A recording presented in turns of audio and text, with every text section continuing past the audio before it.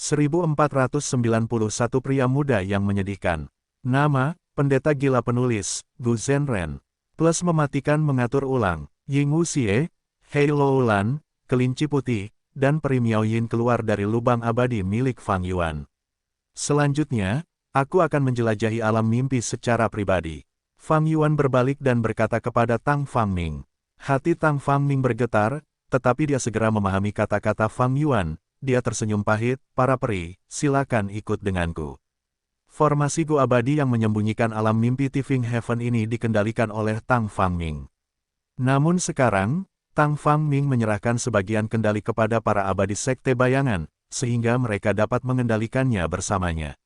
Ini adalah bagian dari isi perjanjian aliansi Fang Yuan dan klan Tang.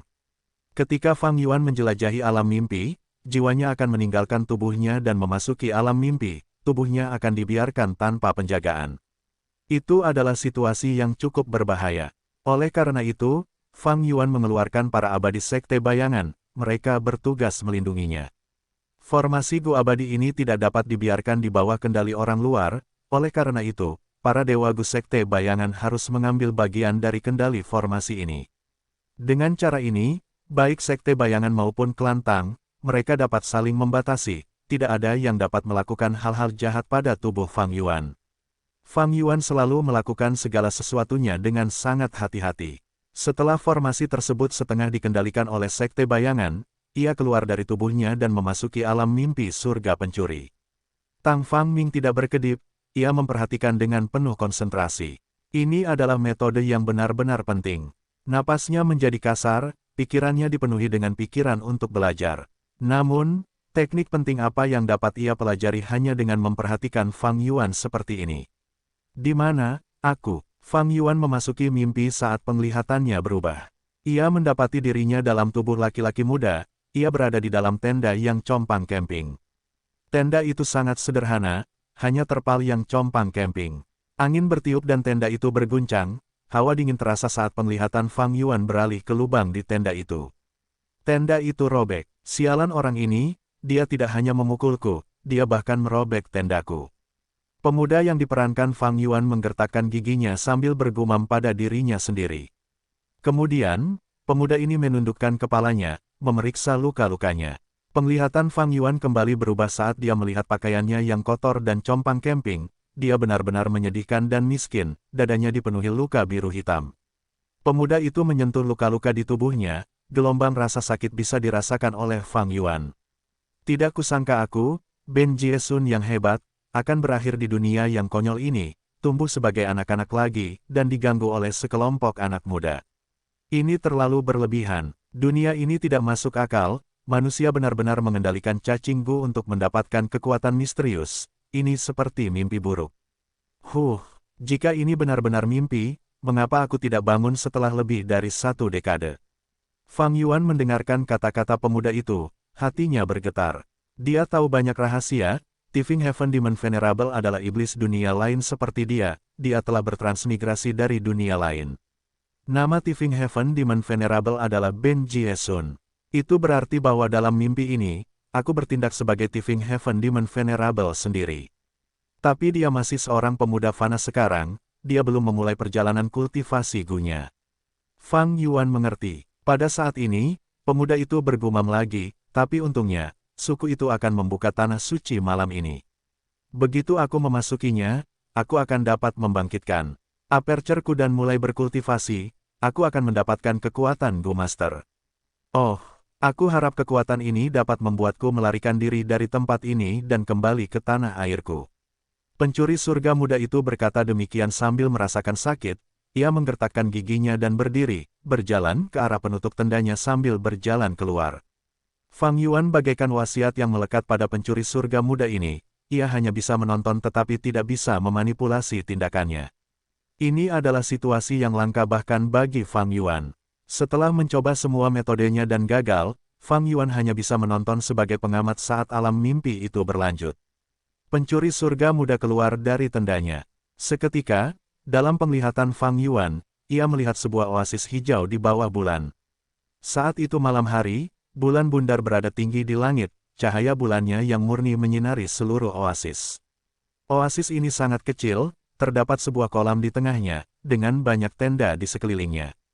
Tenda-tenda ini memiliki berbagai ukuran dan warna, sebagian besar berwarna abu-abu dan putih, beberapa berwarna kuning, emas, dan ungu. Tenda-tenda dengan warna yang lebih cerah ini biasanya lebih besar, menandakan status yang lebih tinggi dari pemiliknya. Pencuri surga muda memandangi area itu dengan kagum, sebelum berbalik untuk melihat tendanya sendiri. Tendanya kecil dan jelek, ditutupi jelaga hitam, bahkan ada lubang di dalamnya, angin dingin bertiup di malam hari. Si pencuri surga muda mengerutkan kening saat kesombongan melintas di matanya, dia mendengus, setelah malam ini, aku tidak akan tinggal di tempat yang mengerikan ini lagi. Sambil berkata demikian, dia berjalan menuju tenda pusat. Sepanjang jalan, banyak anak muda keluar dari tenda mereka. Mereka memiliki ekspresi kaku, tidak ada yang berani mengatakan sepatah kata pun. Hari ini adalah hari terpenting dalam hidup mereka, itu adalah saat yang paling sakral, menurut adat gurun barat, semua anak muda harus hormat dan tidak berbicara yang tidak perlu. Siapapun yang berbicara terlalu banyak atau menunjukkan terlalu banyak emosi, baik kegembiraan atau kesedihan, akan menyebabkan ritual tersebut kehilangan keanggunannya, mereka akan dihukum berat dan bahkan diasingkan oleh klan. Begitu mereka diasingkan, setiap anak muda fana pasti akan mati. Beratnya hukuman itu terbukti. Semakin banyak anak muda berkumpul di tengah oasis, kerumunan terbentuk. Sepanjang jalan, Tifing Heaven muda secara alami bertemu dengan anak-anak muda yang memukulnya. Fang Yuan menoleh untuk melihat, mereka semua tinggi dan berotot, tubuh mereka jauh lebih besar daripada anak-anak muda di sekitarnya, pakaian mereka juga jelas lebih mahal, menunjukkan bahwa mereka memiliki latar belakang yang luar biasa. Anak-anak muda ini juga melihat Tifing Heaven muda, meskipun mereka tidak berani berbicara, tatapan mereka yang ganas dan provokatif terlihat jelas. Tifing Heaven muda mendengus, tidak merasa takut. Kedua belah pihak berjalan dengan tatapan ganas sampai mereka tiba di kolam di tengah oasis. Ada alang-alang biasa yang tumbuh di sekitar kolam, alang-alang putih ini berbunga, bergoyang mengikuti angin malam, sementara cahaya bulan bersinar hangat, semua gu harapan liar hidup di alang-alang, ada banyak sekali gu harapan di sini berdasarkan jumlah lampu yang berkedip-kedip. Ini membuat Fang Yuan mengingat adegan upacara kebangkitannya di Gunung King Mao. Meskipun tradisi Western Desert berbeda dari Southern Border, mereka berdua menggunakan gu harapan untuk membangunkan lubang, prosesnya cukup mirip. Satu persatu, anak-anak muda berjalan ke ladang alang-alang saat gu harapan liar terbang di sekitar dengan kaget. Lubang mereka terbangun satu persatu, mereka khawatir, sedih, senang, dan tertekan. Bagi kebanyakan manusia, bakat lubang menentukan pencapaian hidup mereka. Namun berbeda dari atmosfer Southern Border yang panas, Western Desert memiliki suasana yang khusyuk dan tenang selama upacara ini. Bahkan jika seseorang merasakan kegembiraan atau kesedihan yang luar biasa, mereka harus mengendalikan diri, ekspresi mereka dapat terdistorsi, mereka dapat meneteskan air mata, tetapi mereka tidak dapat bersuara. Segera, giliran Tifing Heaven muda. Dia tidak bisa menunggu, dia langsung masuk ke dalam alang-alang saat izin diberikan. Namun, bakat yang dimilikinya hanyalah bakat tingkat D terburuk. Para Gu Master dengan bakat tingkat D hanya memiliki 20 hingga 30% esensi purba di lubang mereka, sebagian besar bisa mencapai tingkat 1 tetapi hanya sedikit yang bisa mencapai tingkat 2. Para Gu Master dengan bakat seperti itu pada dasarnya tidak memiliki potensi atau masa depan. Pada dasarnya sudah dipastikan bahwa para Gu Master dengan bakat tingkat D akan berakhir di bawah hierarki Gu Master dalam hidup mereka. Bagaimana aku bisa memiliki bakat tingkat D? Yang Tifing Heaven langsung berteriak. Diam, Gu Master yang bertanggung jawab atas kejadian itu segera menangkap Tifing Heaven dan menutup mulutnya. Tifing Heaven muda berjuang keras, Gu Master mendengus dingin dan menebas dengan telapak tangannya. Tifing Heaven muda segera pingsan. Bidang penglihatan Fang Yuan juga menjadi gelap. Dia menemukan bahwa dia tidak dapat melakukan apapun, bahkan mengurai mimpi tidak berpengaruh. Semakin besar alam mimpi, semakin besar kekuatannya. Namun, mengurai mimpi tidak berpengaruh mungkin karena alam mimpi tempatku berada ini sangat istimewa. Fang Yuan memperkirakan. Dia mencoba lagi dan setelah melihat tidak ada pengaruh, dia harus menunggu dengan tidak berdaya untuk adegan berikutnya dalam kegelapan yang luas, jiwa Fang Yuan menderita. Ruang gelap ini memiliki efek korosif yang sangat besar pada jiwanya. Ini adalah sesuatu yang belum pernah dilihat Fang Yuan saat menjelajahi alam mimpi. Untungnya, fondasi jiwa Fang Yuan luar biasa, dia memiliki lebih dari 10 juta jiwa manusia, dia dapat menahan korosi alam mimpi. Waktu di alam mimpi tidak dapat diperkirakan. Dia hanya merasa seperti waktu yang lama telah berlalu sebelum cahaya putih muncul di kegelapan yang luas. Titik putih itu memanjang menjadi garis putih, sebelum garis itu melebar ke atas dan ke bawah, cahaya meledak saat memenuhi penglihatan Fang Yuan. Yang Tifeng Heaven perlahan-lahan terbangun. Cahaya putih itu adalah matahari yang menyala-nyala. Yang Tifeng Heaven dengan cepat menggunakan tangannya untuk melindungi matanya. Mengapa aku di sini? Dia segera menemukan dirinya terbaring di padang pasir, malam telah berlalu, sekarang sudah siang. Keraguan Yang Tifeng Heaven tidak berlangsung lama karena segera, dia menemukan beberapa informasi dalam benaknya. Informasi ini ditinggalkan oleh Gu Master Clan. Isinya adalah bahwa Yang Tifeng Heaven telah menentang aturan klan dan diasingkan sebagai hukuman.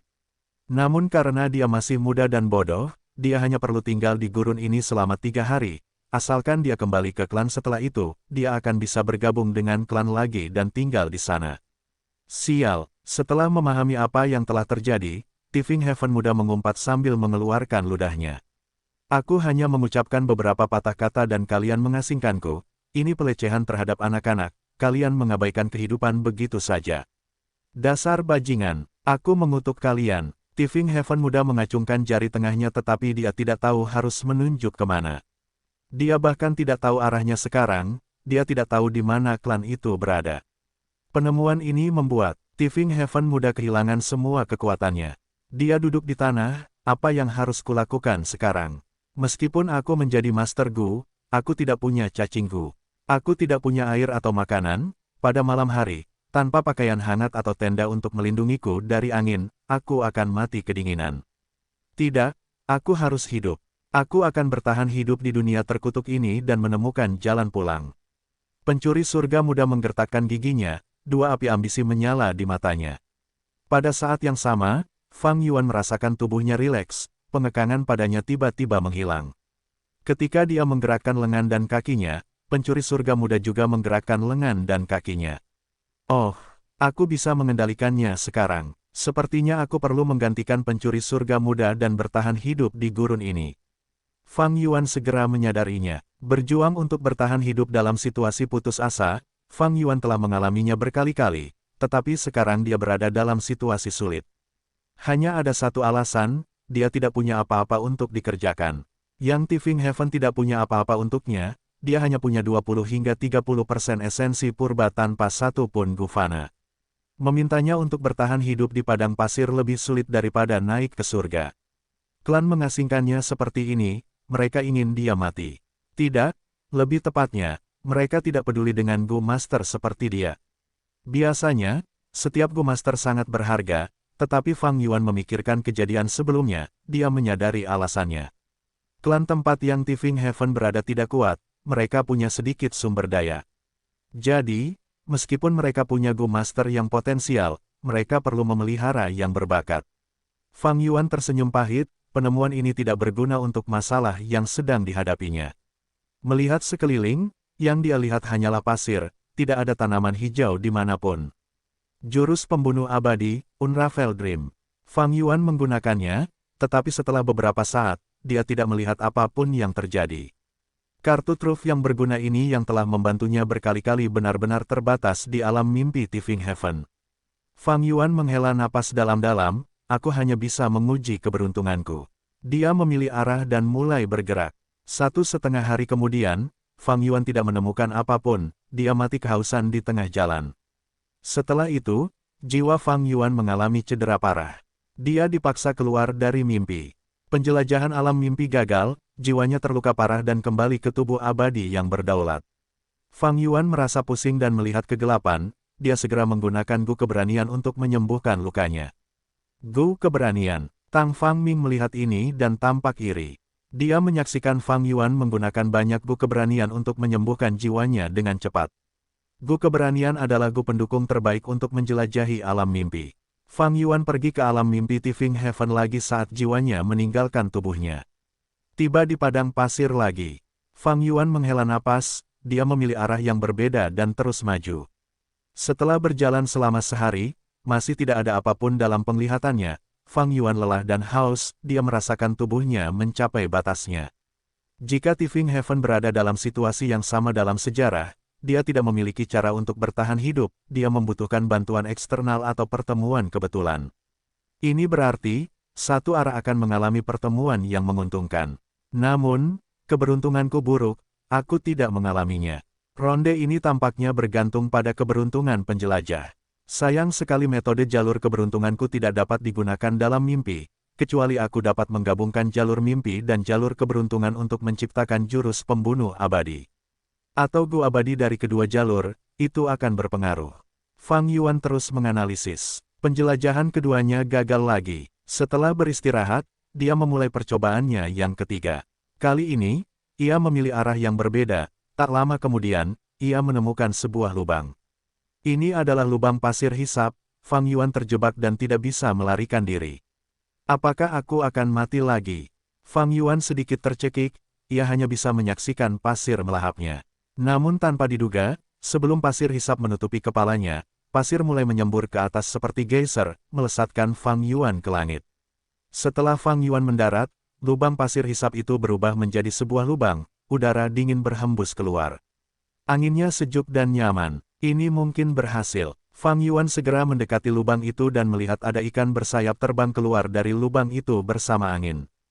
Ikan itu bukanlah ikan, melainkan gu angin dingin yang fana. Fang Yuan segera ingin menaklukkan gu fana ini, tetapi gu angin dingin itu sangat cepat, mereka mengabaikan Fang Yuan. Tepi lubang itu meniupkan udara dan mengusir Fang Yuan, mendorongnya menjauh. Fang Yuan memiliki kekuatan yang rendah dan sangat lapar, ia tidak bisa mendekati lubang itu dan berinteraksi dengan gu angin dingin ini. Namun Fang Yuan tidak patah semangat, ia menunggu dengan sabar. Tidak lama kemudian, kesempatannya muncul, seekor gu angin dingin terluka saat bertabrakan dengan rekan-rekannya. Ia jatuh ke tanah dan meninggalkan udara dingin, mendarat di tepi lubang. Fang Yuan dengan cepat meraih gu angin dingin ini. Namun dalam kegembiraannya, ia menghancurkannya hingga mati.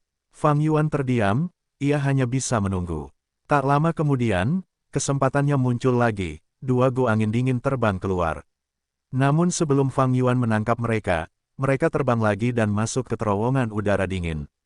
Fang Yuan menghela napas, tetapi ia tiba-tiba mendapat inspirasi, bagaimana jika aku menggunakan Unravel Dream saat ini? Ia menggunakan jurus pembunuh abadi Unravel Dream lagi, pada saat berikutnya, ia melihat sebuah efek, sebuah gu angin dingin terbang keluar. Fang Yuan meraihnya dan sebelum ia memurnikannya, gu angin dingin kedua terbang turun dan terluka parah, ia mencoba menggerakkan sayapnya tetapi tidak bisa terbang. Fang Yuan juga menangkapnya dan setelah beberapa upaya, ia memurnikan kedua gu angin dingin itu. Ketika udara dingin menghilang, gu angin dingin liar ini terbang bersamanya dan meninggalkan penglihatan Fang Yuan, tetapi dia sudah memiliki 5 gu angin dingin di celahnya. Akhirnya aku punya beberapa metode. Meskipun masalah bertahan hidup belum terpecahkan, ini adalah awal yang baik. Dan yang terpenting, lubang pasir hisap ini adalah tanda bahwa Fang Yuan memilih arah yang benar. Dan sesuatu yang meningkatkan moral Fang Yuan adalah bahwa mimpi yang terungkap tidaklah sia-sia di sini. Ia memiliki beberapa kegunaan khusus di alam mimpi Tifing Heaven. Fang Yuan terus melewati lubang pasir hisap dan bergerak maju, tidak lama kemudian, dia melihat sebuah oasis kecil. Ada sebuah sumur di oasis, meskipun ada beberapa binatang buas yang menjaganya, dan pemimpin binatang buas itu bahkan memiliki gu yang fana. Fang Yuan bersemangat, dia menggunakan 5 gu angin dingin untuk melawan kelompok binatang buas ini. Akhirnya, menggunakan medan dan rencananya, dia membunuh kelompok binatang buas itu, dan juga menaklukkan cacing gu liar di tubuh pemimpinnya. Ini adalah cacing gu jalur racun yang menyerupai kalajengking. Pertarungan telah diputuskan, Fang Yuan segera datang ke sumur, tetapi yang membuatnya kecewa, sumur itu telah mengering. Tapi itu bukan masalah, mayat binatang buas di sini adalah bekal yang berharga. Fang Yuan meminum darah binatang buas dan memakan daging untuk mengisi perutnya. Selanjutnya, dia mengumpulkan perut beberapa binatang buas dan mengumpulkan semua darahnya. Dia juga memisahkan beberapa daging dan menggunakan usus binatang buas untuk mengikatnya ke tubuhnya. Saat ini, alam mimpi sudah malam, suhu gurun semakin rendah. Fang Yuan punya rencana, dia tidak terburu-buru atau cemas. Dia memegang kulit dan tulang binatang yang dimilikinya dan datang ke sumur kering, menciptakan struktur dengan tulang-tulang dan menempatkan kulit di atasnya. Kulit binatang ini masih memiliki beberapa lapisan lemak di atasnya, mereka cukup menahan panas. Setelah pengaturannya, Fang Yuan memasuki lubang kosong dan dengan hati-hati menjelajahi sumur. Dia meletakkan kakinya di sisi sumur, mencegah tubuhnya jatuh, dia menarik kulit binatang dan sepenuhnya menutupi lubang di atasnya. Selanjutnya, dia perlahan-lahan turun ke dasar sumur. Ketika dia sampai di dasar sumur, Fang Yuan ingin bertahan hidup di sini semalam, tetapi dia memiliki penemuan baru. Ternyata ada lubang kecil di dasar sumur, dan ada sesuatu di sana. Melihat tepi lubang, itu buatan manusia. Hati Fang Yuan bergetar, dia dengan cepat memasuki lubang ini dengan mengendalikan tubuh Tifeng Heaven muda. Mengikuti lubang ini, setelah 50 hingga 60 langkah, Fang Yuan tiba di ruang bawah tanah kecil yang seukuran sebuah ruangan. Tempat ini cukup sederhana, tetapi ada mangkuk yang terbuat dari tanah, dan ada mata air, kecil, tetapi airnya jernih. Ada juga mayat kering di tanah. Jangan bilang ini benar-benar pertemuan kebetulan dari Tifeng Heaven Demon Venerable di masa-masa awalnya. Fang Yuan penasaran setelah memeriksanya dengan saksama, Fang Yuan tidak menemukan jebakan apapun. Ia perlahan mendekati mayat kering itu, ketika ia berada 5 atau 6 langkah darinya, sebuah perubahan terjadi. Fang Yuan mengumpat dalam hati karena ia telah kehilangan kendali atas Tifeng Heaven muda sekali lagi, ia menjadi penonton lagi. Tifeng Heaven muda bergumam, orang ini mati di dalam sumur, apakah ia terjebak oleh binatang buas dan tidak dapat melarikan diri. Selanjutnya, ia mendatangi mayat itu, ia menundukkan kepalanya dengan hormat sebelum memeriksa mayat itu. Tidak ada kecelakaan yang tidak terduga terjadi, itu adalah mayat biasa, tidak ada jebakan yang berbahaya. Saat memeriksanya, Tifeng Heaven muda menemukan bahwa mayat ini adalah seorang Gu Master semasa hidupnya. Pangkatnya tidak rendah, ia tampaknya memiliki status yang tinggi. Ia tidak memiliki cacing Gu yang tersisa, tetapi di dalam pakaian yang dikenakannya, ada peta kulit domba. Tifeng Heaven muda tidak mendapatkan apapun kecuali peta kulit domba itu. Di lubang bawah tanah ini, cahayanya cukup redup, Tifeng Heaven muda hanya melihat bahwa peta itu memiliki garis-garis, tetapi tidak jelas. Dia menyimpan peta itu dengan hati-hati dan mencari di area itu lagi, tetapi dia tidak menemukan apapun. Namun, Tifeng Heaven muda sangat puas. Karena ada sumber air yang berharga di sini. Dia cukup berhati-hati, pertama-tama dia memeriksa kualitas air dan perlahan-lahan meminumnya sedikit setelah tidak menemukan masalah dengannya. Sumber air ini berada jauh di bawah tanah, mayat itu telah menghabiskan banyak upaya untuk membuatnya. Tifeng Heaven muda minum seteguk air, dia merasakan aliran dingin yang menyegarkan saat rasa darah di mulutnya karena memakan darah binatang memudar banyak. Tifeng Heaven muda menelan ludah, seteguk air ini menarik hasrat batinnya, dia menundukkan tubuhnya dan membenamkan wajahnya di mata air. Teguk, teguk, setelah minum beberapa teguk, dia mengangkat kepalanya saat air berceceran di mana-mana.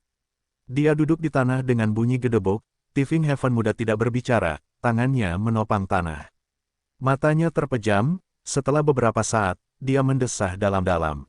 Setelah beristirahat sejenak, dia mengulurkan tangannya, menyeka air dari wajahnya sambil berdiri, kembali ke dasar sumur. Pencuri surga muda menggigil, dasar sumur jauh lebih dingin daripada lubang bawah tanah. Tetapi pencuri surga muda punya alasan untuk datang ke sini. Dia menatap ke atas sumur, meskipun ada beberapa kulit binatang sebagai penutup, angin malam sangat kencang. Satu kulit binatang telah tertiup angin, sebuah lubang menganga tercipta. Dari lubang itu, pencuri surga muda bisa melihat bintang-bintang bersinar tinggi di langit malam. Dia mendesah sambil mengambil kulit binatang dan kayu, dengan cepat membuat perapian, selanjutnya, dia mencoba menyalakan api dengan menggesek kayu, berhasil setelah beberapa menit. Apinya tidak besar, asapnya keluar dari sumur sementara panasnya tertahan, memungkinkan Tifeng Heaven muda untuk tetap hangat. Tifeng Heaven muda pertama-tama memasak daging, sebelum memakannya saat sudah matang. Setelah makan makanan yang dimasak dan mengisi perutnya, dia merasa sangat mengantuk. Namun Tifeng Heaven muda mengendalikan rasa kantuknya dan menggunakan cahaya redup untuk mengamati peta kulit domba yang telah didapatkannya. Peta kulit domba ini pasti sudah ada sejak lama. Bukankah ini menunjuk ke oasis klanku? Tifing Heaven muda terkejut. Oasis kecil menjadi fokus peta kulit domba ini, bahkan ada beberapa kata gurun barat di atasnya. Kata-kata itu kecil dan karena efek waktu, sebagian besar sudah kabur, hanya beberapa kata pertama dan beberapa karakter yang masih jelas. Pencuri muda surga hampir tidak dapat menguraikannya, dia berkata dengan tidak yakin, tanah abadi yang terkubur, kutukan yang tidak menguntungkan. Aneh, setelah lama mengamati, dia tidak dapat menggali lebih banyak petunjuk, dia mengerutkan kening dengan erat. Aku telah berada di dunia ini selama lebih dari 1 dekade, aku telah mendengar tentang cerita-cerita abadi dari para tetua klan. Tetapi ini hanya legenda, apakah benar-benar ada yang abadi di dunia ini? Ini mungkin tidak mustahil. Melihat para Master Gu, aku dapat melihat keanehan dan misteri di balik dunia ini, semuanya mungkin. Tanah abadi yang terkubur, jangan bilang padaku bahwa tempat di mana aku tinggal memiliki seorang abadi yang terkubur di sana. Tetapi mengapa kutukan, dan tidak menguntungkan, peta kulit domba ini benar-benar aneh. Dunia ini memiliki cacing Gu jalur informasi untuk menyimpan peta dan informasi. Mayat itu pastilah seorang Master Gu yang kuat saat itu, mengapa dia menggunakan peta kulit domba alih-alih cacing Gu? Peta kulit domba ini dijahit ke lapisan dalam pakaiannya. Jika pakaiannya tidak robek, aku tidak akan menemukannya. Dia menyembunyikannya dengan sangat hati-hati, pasti sangat penting, tapi ini terlalu berisiko, jauh lebih aman menyimpannya di dalam jalur informasi cacing Gu.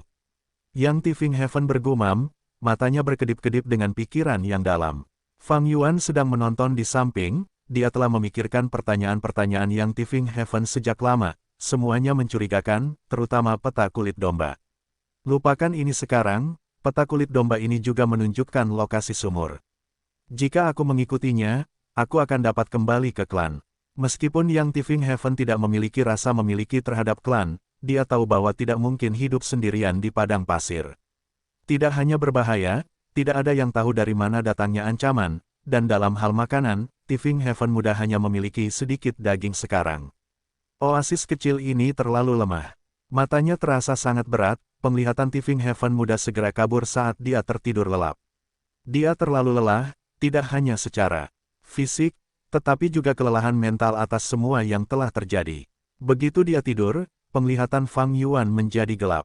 Dalam kegelapan, Fang Yuan merasakan bahwa korosi alam mimpi menjadi beberapa kali lebih kuat, jiwanya cepat habis. Untungnya, Fang Yuan pernah mengalami ini sebelumnya, dia menahannya sampai kegelapan memudar. Waktu di alam mimpi sulit diperkirakan, ketika kegelapan memudar, fondasi jiwanya telah terkikis setengah. Ketika penglihatannya jernih, Fang Yuan terkejut mengetahui bahwa Tifing Heaven muda diikat di dasar sumur. Dan di depannya ada seorang Gu Master tua dengan ekspresi muram. Gu Master tua ini memiliki wajah keriput, rambutnya putih seluruhnya, dia sangat tua, saat ini, tangannya yang bengkok memegang peta kulit domba. Dia menggunakan tangannya untuk membelai peta kulit domba ini sambil menunjukkan emosi yang panas dan serakah di matanya. Ekspresinya membuat Tifing Heaven muda bergidik, dia mungkin telah bertemu dengan orang gila. Siapa kamu? Mengapa kamu mengikatku? Tifing Heaven muda bertanya. Dia merasa sangat sedih, dia terbangun dalam keadaan terikat dan sekarang menjadi tawanan. Kamu seharusnya senang bahwa aku, Sa Xiao, belum membunuhmu. Orang tua itu berbicara dengan suara serak. Dia dengan hati-hati meletakkan peta kulit domba ke dalam sakunya sambil menatap Tifing Heaven muda. Nak, kamu adalah anggota klan ini. Tifing Heaven muda tidak menjawab. Karena dia mengerti bahwa Gu Master tua itu memahami rahasia dan nilai peta kulit domba ini, dia tidak membunuhnya tetapi mengikatnya karena dia ingin memanfaatkannya.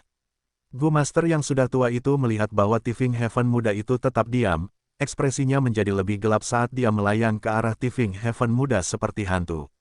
Nak, jangan pikir aku tidak tahu apa yang kamu pikirkan jika kamu tetap diam. Kamu mungkin belum pernah mendengar namaku, aku akan memberimu pelajaran terlebih dahulu. Gu Master yang sudah tua itu tertawa sinis saat dia menendang dengan kakinya. Kakinya mendarat di dada Tifing Heaven muda karena rasa sakit yang hebat hampir membuatnya pingsan. Tifing Heaven muda terlempar seperti batu, dia menabrak dinding sumur dan jatuh ke tanah. Namun rasa sakitnya baru saja dimulai, Tifing Heaven muda mulai menjerit. Karena tendangan Gu Master yang sudah tua itu tidak sesederhana itu, Tifing Heaven muda merasakan seluruh tubuhnya mati rasa. Pada saat yang sama, otot-otot dan organ-organnya terasa seperti ditusuk oleh jarum-jarum es yang tak terhitung jumlahnya. Rasa sakit yang hebat membuat Tifing Heaven muda sangat menderita. Segera, dia dipenuhi ingus dan air mata saat dia meringkuk seperti udang yang dimasak. Nak, tahukah kau betapa kuatnya aku sekarang? Gu Master yang sudah tua itu tersenyum sinis. Dia sangat senang. Jeritan dan tangisan Tifing Heaven muda membuatnya merasakan kepuasan yang mendalam. Cutsene semakin keras Tifing Heaven muda berteriak, semakin cerah senyum Gu Master tua itu. Namun, Tifing Heaven muda segera menyadari hal ini dan menggertakkan giginya, tidak mengeluarkan suara apapun. Bocah, kau masih ingin melawan. Gu Master tua itu sangat marah dan menginjak dada Tifing Heaven muda. Retak, tulang rusuk Tifing Heaven muda langsung retak berkeping-keping yang kemudian menusuk jantung dan paru-parunya, segera menyebabkannya berada di ambang kematian. Namun, dia masih tidak mengeluarkan suara apapun, dia hampir menghancurkan giginya dengan gertakannya yang kuat, dan matanya terbuka lebar karena marah, tetapi dia tidak berteriak. Hehehe, Gu Master tua itu mulai tertawa karena marah, dan langsung menggunakan metode Gu Master terhadap Tifing Heaven muda. Kali ini, itu tidak sesederhana rasa sakit yang tajam, Tifing Heaven muda merasakan semacam rasa sakit yang mematikan dengan segala macam sensasi menyerangnya secara bergantian. Dia tidak dapat menahannya lagi, dia menjerit melengking dan mulai berjuang dengan ganas, dia berguling-guling di lantai sambil menggaruk kulitnya dengan gila. Gu Master yang sudah tua itu tertawa terbahak-bahak, sudah cukup menderita. Berani sekali menentang Sasiao yang agung, meskipun kau memiliki harga diri yang tinggi, kau tetap harus berlutut di hadapanku. Mohon ampun, asal kau memanggilku kakek kakek akan memaafkanmu, cucu, ahahaha. Namun, hati Tifing Heaven yang masih muda dipenuhi amarah.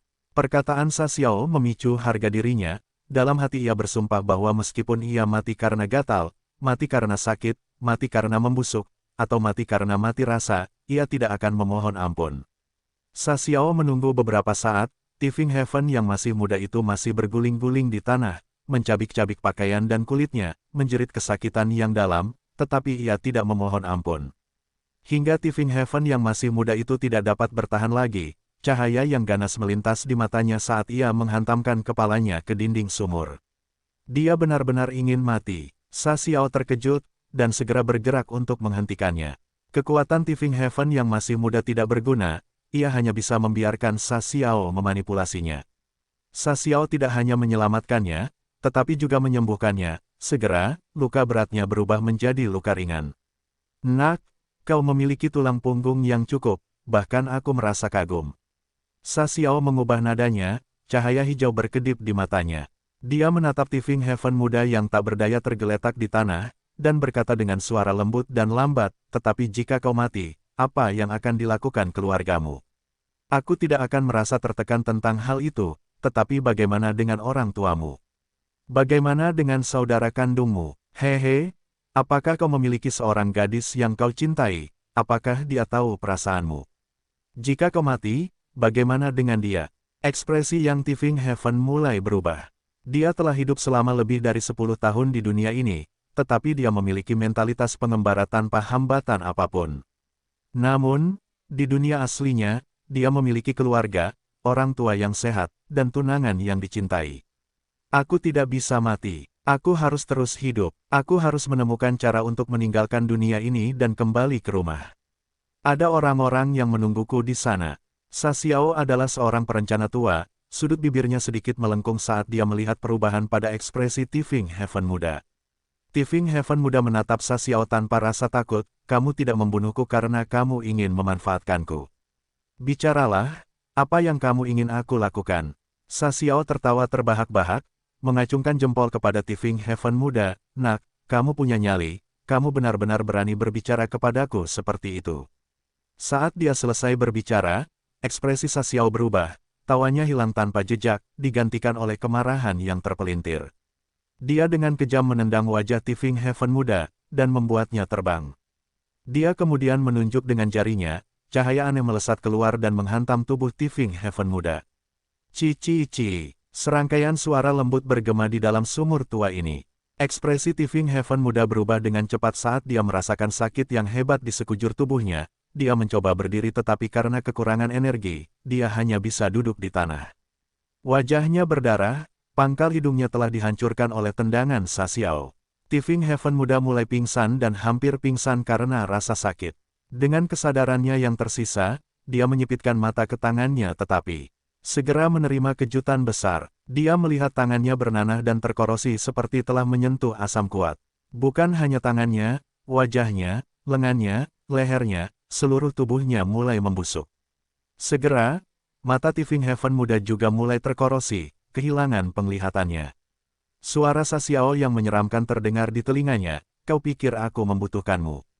Hehehe, kau beruntung bisa dimanfaatkan olehku. Beraninya kau bersikap seperti itu padaku, jadi apa salahnya jika kau mati? Paling buruk, aku akan mencari boneka lain. Hahaha, sekarang, ini kesempatan terakhirmu.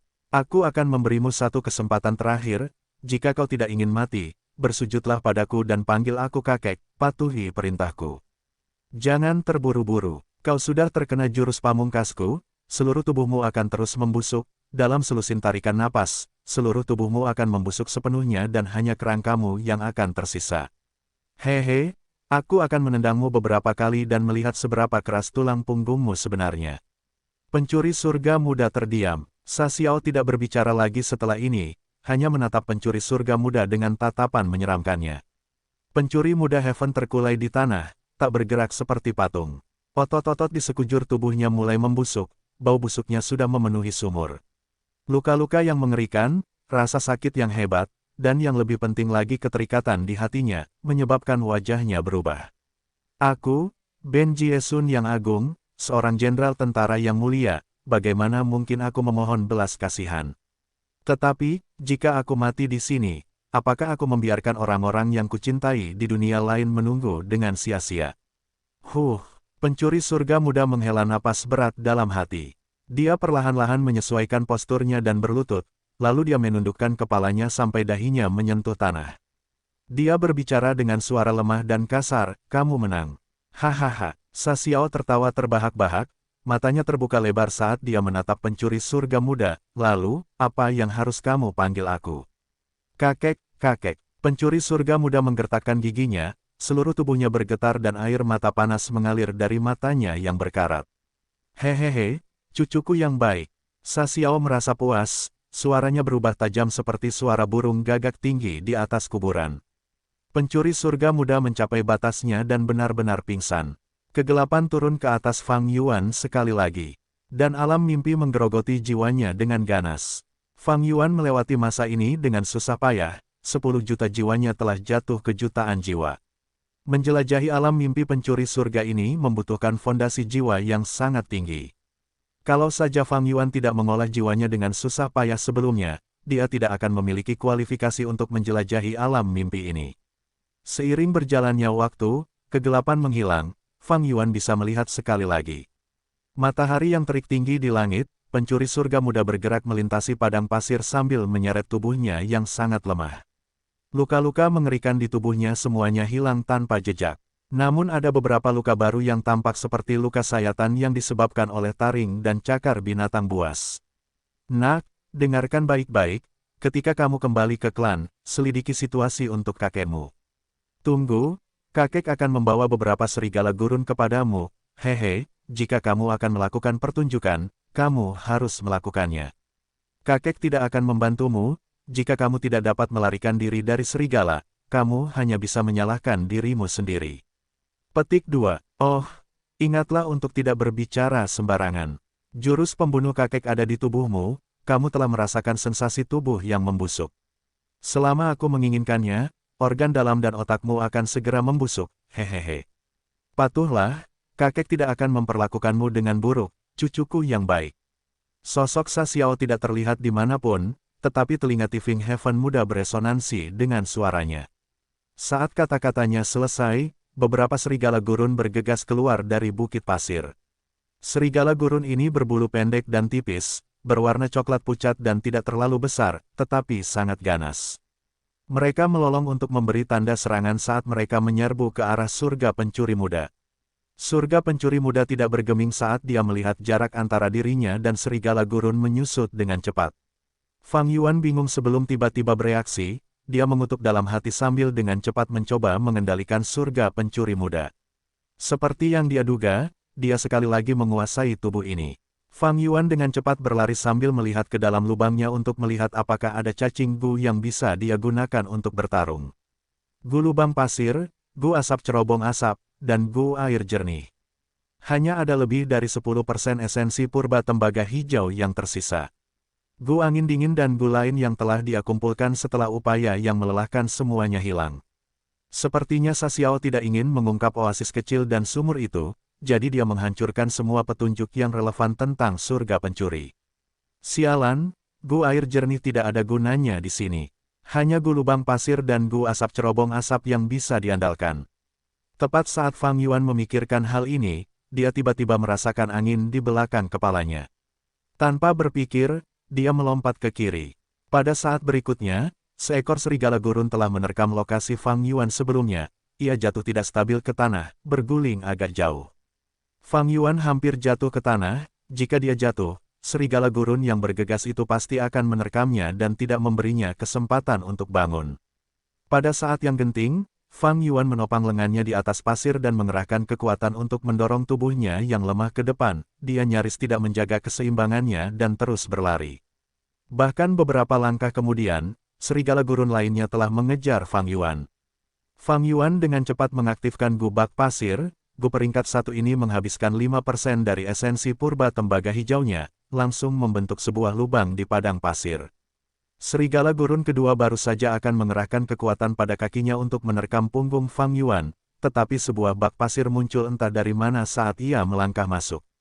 Karena telah mengerahkan terlalu banyak kekuatan, serigala gurun ini kehilangan keseimbangan dan jatuh tertelungkup di tanah. Namun, serigala gurun ketiga dengan cepat menyerbu dan telah melompat ke udara. Serigala gurun ini sangat licik, ia memiliki guliar yang menyebabkan gerakannya tanpa suara. Fang Yuan tidak punya waktu untuk melihat ke belakang, tetapi ia melihat bayangan di permukaan gurun di depannya. Bayangan serigala gurun ketiga menerkam kepala bayangannya. Fang Yuan menggertakkan giginya, tidak ada gunanya mengaktifkan cacing gu saat ini dan ia juga tidak punya waktu untuk menghindar. Namun, pengalaman bertarungnya yang kaya membantunya membuat pilihan yang paling masuk akal saat ini. Menghindari yang terburuk, meskipun dia tidak bisa menghindar dengan benar, dia harus menghindari yang terburuk. Fang Yuan sengaja mendekatkan bahu kanannya ke serigala itu. Astaga, serigala gurun ketiga menerkam Fang Yuan, cakarnya yang tajam menembus bahu kanan Fang Yuan dan memotong beberapa potong daging. Namun Fang Yuan tidak berhenti sama sekali, dia terus berlari dengan liar. Pada saat ini, serigala gurun pertama dan kedua telah mendapatkan kembali pijakan mereka dan mengejar. Pada saat kritis ini, Fang Yuan memasukkan semua esensi purbanya ke dalam gu. Asap cerobong asap, cacing gu ini awalnya digunakan untuk mengasapi makanan, tetapi sekarang, digunakan oleh Fang Yuan untuk mengatasi keadaan darurat ini dan selanjutnya menghasilkan efek yang cemerlang. Asap tebal menghalangi mata dan hidung ketiga serigala gurun saat Fang Yuan mengambil kesempatan ini untuk menjauh dari serigala. Namun ini hanya perjuangan yang sia-sia. Ketiga serigala gurun segera menerobos asap dan mengejar Fang Yuan. Apakah aku akan gagal? Kesulitan ini terlalu tinggi. Fang Yuan sudah kehabisan akal, tetapi tepat pada saat ini, rantai listrik melewati pipi Fang Yuan dan mengenai tiga serigala gurun, langsung memanggang mereka. Para anggota klan, Fang Yuan gembira saat dia mengenali siapa yang telah tiba. Tetapi Tifing Heaven muda sudah berada pada batas fisiknya, pingsan sekali lagi. Kegelapan yang diharapkan tidak muncul, Fang Yuan secara mengejutkan menemukan jiwanya melayang di udara, keluar dari alam mimpi. Lebih tepatnya, pemandangan alam mimpi Tifing Heaven yang telah menyelimuti jiwanya telah menghilang. Jadi seperti ini, aku berhasil menjelajahi tahap pertama alam mimpi. Fang Yuan tercengang sebelum segera menyadarinya. Hebat, pencapaian jalur pencurianku telah langsung melonjak ke tingkat Grandmaster. Fang Yuan sangat gembira, meskipun fondasi jiwanya telah sangat berkurang, panennya juga sangat besar. Memang layak menjadi alam mimpi Tifing Heaven, hanya dengan melewati tahap pertama telah mengangkat jalur pencurian Fang Yuan ke tingkat Grandmaster. Betapa mengerikannya jika dia melanjutkan penjelajahannya di dalam formasi Gu Abadi. Fang Yuan duduk bersila dengan mata tertutup, berkultivasi dengan tenang. Hei Loulan dan yang lainnya bersama dengan Tang Fangming mengendalikan formasi abadi ini. Fang Yuan menghitung untung dan ruginya. Keuntungan dari menjelajahi alam mimpi surga pencuri sangat besar. Aku tidak hanya menguji pembubaran kehendak surga dan memperoleh hasil yang memuaskan, pencapaian jalur pencurianku telah melonjak ke tingkat Grandmaster. Tapi, aku harus membayar harga yang sangat mahal untuk ini. 10 juta jiwa manusiaku sekarang telah jatuh ke 1 juta jiwa manusia. Kerugiannya sangat besar. Kupikir aku akan sering menggunakan Unravel Dream, tetapi siapa yang bisa menduga Unravel Dream tidak akan banyak membantuku di alam mimpi ini. Dari penjelajahan alam mimpi ini, Fang Yuan menyadari satu hal. Dia mungkin telah mengurai mimpi, tetapi metode ini tidak maha kuasa. Unravel Dream digunakan sangat sedikit kali, jadi pengeluaran esensi abadiku sedikit, tetapi pengeluaran gunyaliku malah meningkat pesat. Memikirkan hal ini, Fang Yuan perlahan membuka matanya dan mengeluarkan gu isi perut, menggunakannya di tempat. Begitu banyak gu isi perut. Mata Tang Fangming terbuka lebar, menampakkan rasa iri dan keinginan yang jelas. Dia juga telah menjelajahi alam mimpi berkali-kali, mengetahui keuntungan luar biasa dari gu isi perut. Dia hampir tidak dapat membeli beberapa gu isi perut karena persediaan lebih rendah daripada permintaan, tetapi sekarang dia melihat Fang Yuan menggunakan gu isi perut dengan santai seperti memakan permen. Oh, dia adalah satu-satunya penjual gu isi perut. Tang Fangming meratap dalam hati. Pada saat yang sama, tatapannya tertuju pada alam mimpi Tifing Heaven. Alam mimpi Tifing Heaven sangat besar seperti gunung dan masih mengeluarkan cahaya biru yang menakutkan, tetapi saat ini, sebagian besar dasar gunung ini telah menghilang. Ini adalah hasil dari keberhasilan Fang Yuan melewati tahap pertama. Tang Fangming menghela napas. Dia telah menjelajahi dan meneliti alam mimpi surga pencuri ini ratusan kali, bahkan mungkin 1000 kali, tetapi pencapaiannya yang terkumpul bahkan tidak sepersekian dari satu penjelajahan Fang Yuan. Tang Fangming dikenal di klan Tang sebagai pelopor penjelajahan alam mimpi. Dia memiliki banyak prestasi, menciptakan banyak gufana alam mimpi. Tetapi dibandingkan dengan pencapaian Fang Yuan, dia tidak ada apa-apanya. Tang Fangming merasa malu, tetapi di luar itu, dia merasa lebih kagum terhadap Fang Yuan. Setelah beberapa saat hening, Fang Yuan tiba-tiba membuka matanya. Cahaya tajam melintas melewati matanya yang gelap. Dengan menggunakan bu keberanian tanpa mempedulikan pengeluaran, fondasi jiwa Fang Yuan sekali lagi meningkat menjadi 10 juta jiwa manusia. Sebelumnya, ia memiliki 9 juta jiwa manusia, tetapi dengan korosi dari alam mimpi ini, kualitas jiwanya telah meningkat sekali lagi dan memberikan sedikit perasaan menjadi lebih padat. Sepertinya korosi jiwa alam mimpi memiliki beberapa efek tambahan dalam kultivasi jiwa. Tetapi jika diperiksa dengan saksama, efeknya tidak tinggi, dan jauh lebih rendah daripada lembah Luopo. Gunung Danghun dan lembah Luopo adalah dua tanah suci kultivasi jiwa yang diproklamirkan oleh Yang Mulia Iblis Jiwa Spektral, keduanya bukanlah sumber daya yang dapat digantikan oleh hal-hal biasa. Tetapi itu tidak masalah, Fang Yuan telah membawa lembah Luopo bersamanya dalam perjalanan ke gurun barat ini. Sebelum ia melakukan perjalanan dari Laut Timur ke gurun barat ini, ia telah mempertimbangkan semuanya dengan benar. Dengan sifatnya yang cerdik, bagaimana mungkin ia tidak membuat persiapan yang cukup? Adapun Gunung Danghun, ada harta surga kuning untuk mengangkut Gunyali, sama saja apakah aku membawanya atau tidak. Sebenarnya, bukan karena Fang Yuan tidak ingin membawanya, tetapi itu memiliki permintaan yang sangat besar pada Ki Langit dan Bumi di celah abadi. Saat ini, lubang abadi berdaulatnya memiliki sungai arus balik, lembah Luopo, dan sumur kota. Setiap 3 hari, ia harus melahap sejumlah besar Ki Langit dan Bumi eksternal untuk mengisi kembali pengeluarannya. Jika tidak diisi ulang tepat waktu, fondasi lubang abadi berdaulat akan melemah, menyebabkan pengurangan produksi sumber daya, termasuk aspek waktu dan ruang.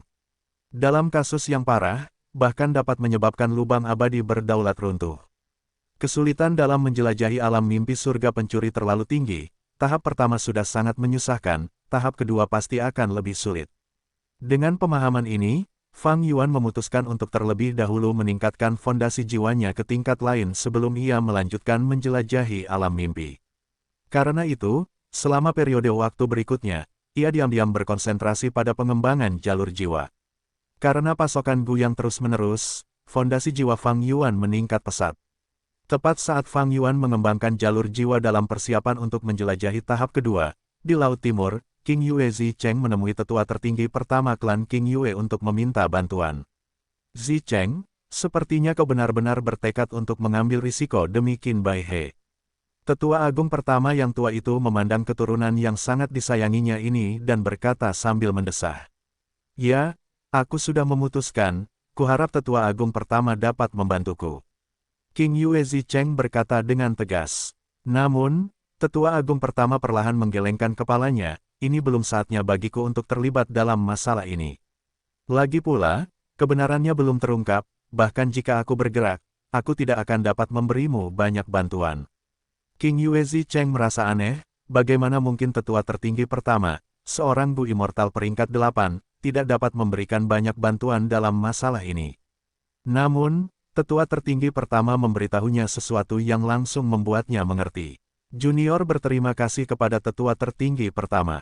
Atas bimbingannya, sekarang aku akan pergi meminta bantuan. King Yue Zicheng gembira. Pergi, pergi. Tetua tertinggi pertama terkekeh, melambaikan tangannya.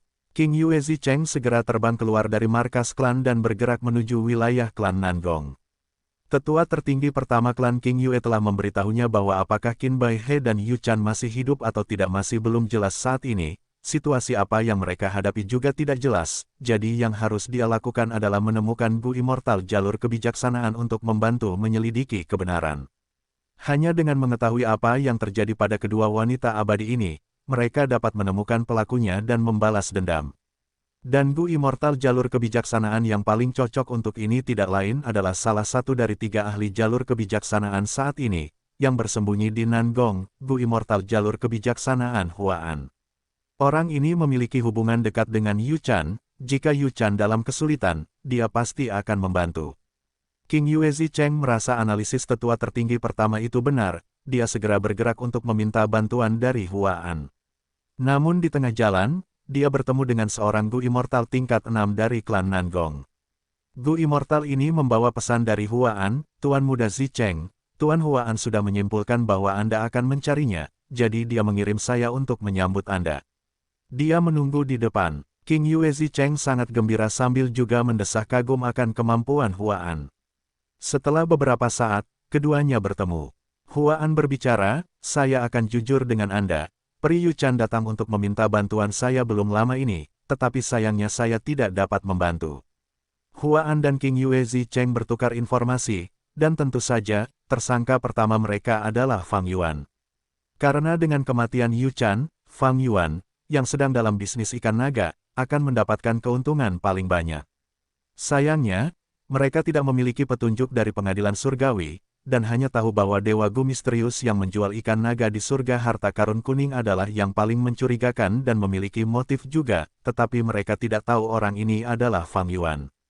Saya terus-menerus menyimpulkan beberapa hari terakhir, saya khawatir situasi Yu Chan dan Qin Bai He kurang optimis.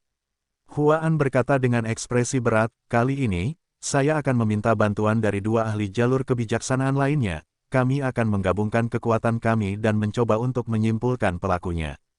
King Yue Zicheng menggelengkan kepalanya mendengar kata-kata Huaan. Tidak, aku yakin kedua peri itu masih hidup, mereka tidak mati. Tuan Huaan, tolong pikirkan baik-baik, kedua peri itu adalah ahli tingkat 7, siapa yang bisa dengan mudah membunuh mereka. Huaan mengerti perasaan dan suasana hati King Yue Zicheng, mengangguk menghibur, kata-katamu juga masuk akal. Dia kemudian mengubah topik dan berkata, aku punya rencana, kita mungkin juga menyebarkan berita tentang kematian kedua peri itu. Jika mereka masih hidup, mereka pasti akan tahu kita sedang mencari mereka dan ingin membantu mereka. Jika mereka diburu oleh pelakunya, begitu rumor ini menyebar, pelakunya akan bingung dan akan mengalihkan perhatiannya kepada kita. Rencana yang bagus. King Yue Zicheng bertepuk tangan dan memuji. Waktu berlalu, segera, setengah bulan berlalu. Fondasi jiwa Fang Yuan telah meningkat menjadi 90 juta jiwa manusia, hanya berjarak sedikit dari 100 juta jiwa manusia. Dalam kurun waktu ini, dia tidak berlatih gerakan pembunuh abadi apapun, sebaliknya menghabiskan energi dan waktunya terutama dalam kultivasi jalur jiwa. Dengan ini, kemajuannya secara alami jauh lebih tinggi dari sebelumnya. Meskipun gugu terus-menerus dikuras, menyebabkannya kehilangan banyak keuntungan dan juga membuang-buang modalnya, situasi keuangan Fang Yuan malah perlahan membaik. Alasannya adalah bisnis ikan naga. Fang Yuan membunuh Yu Chan dan Qin Bai He, bahkan jika pengadilan surgawi ingin menghentikan kemajuannya, mereka tidak berdaya untuk melakukannya untuk beberapa waktu. Di pasar harta karun surga kuning, Fang Yuan sekarang menjadi penguasa nomor satu dalam hal bisnis ikan naga, tidak ada yang bisa menyainginya. Dengan demikian, bisnis ikan naganya menjadi semakin ramai, terutama ikan naga perak yang memacu penjualan gila-gilaan, harga satuannya meningkat pada tingkat yang mengkhawatirkan. Yang perlu diperhatikan adalah berita kematian Yu Chan dan Qin Bai He telah menyebar di Laut Timur, sepertinya seseorang sedang merencanakan dari balik bayang-bayang. Lupakan saja, yang penting sekarang adalah alam mimpi surga pencuri. Dengan 90 juta jiwa manusia, Fang Yuan sangat percaya diri. Setelah beristirahat selama 1 hari lagi, dia memasuki alam mimpi lagi untuk menjelajahi tahap kedua alam mimpi surga pencuri yang membingungkan.